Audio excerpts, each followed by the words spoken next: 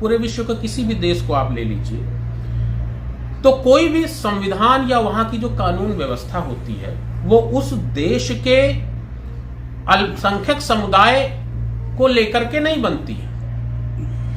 कोई भी देश का कानून या संविधान उस देश के बहुसंख्यक आबादी की भावनाओं के अनुरूप बनाया जाता है। किसी भी देश का, पूरे विश्व की मैं बात कर रहा हूं, किसी भी देश का कानून या उसका संविधान उस देश की रीति रिवाज क्या है, परंपराएं क्या हैं, संस्कृति क्या है, उस देश का इतिहास क्या है, बहुसंख्यक आबादी क्या चाहती है, इसके अनुसार संविधान और कानून व्यवस्था बनती है। लेकिन भारत में बिल्कुल इसका उल्टा किया गया है।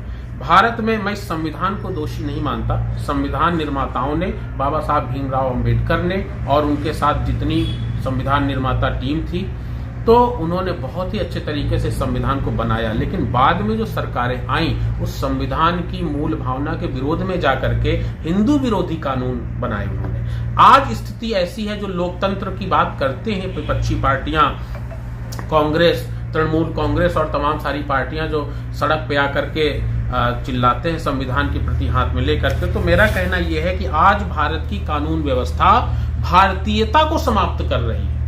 आज भारत की कानून व्यवस्था अपने ही देश के बहुसंख्यक समाज का विरोध कर रही है। आज भारत की कानून व्यवस्था हिंदुओं को कैसे समाप्त किया जाए, इस पर ज्यादा कार्य हो रहा है। ऐसे ऐसे कानून लागू कर दिए गए, ऐसी विधाएं लागू कर दी गई जिससे हमारा आपसी सामंजस्य टूट रहा है। सवर्ण और दलितों के बीच में खाई एक बना दी गई, ओबीसी को अलग टारगेट किया जा रहा है, बनाया जा रहा है, जात और जातिगत जनगणना की बात हो रही है। मैं कह रहा हूं इस संविधान में कहां जातिगत जनगणना की बात है?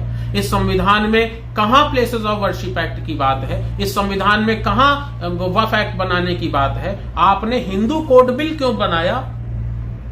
आपने हिंदू कोड बिल बनाया, लेकिन मुसलमानों को आप कह रहे हैं कि नहीं, आप अपने शरिया कानून को मान सकते हैं। एक देश एक विधान आखिर भारत में क्यों नहीं होना चाहिए? सारे लोग इस संविधान से चले, ऐसा क्यों नहीं होना चाहिए? समविधान, यानी कि सबके लिए एक ही विधान हो, ऐसा क्यों नहीं होना चाहिए भारत में?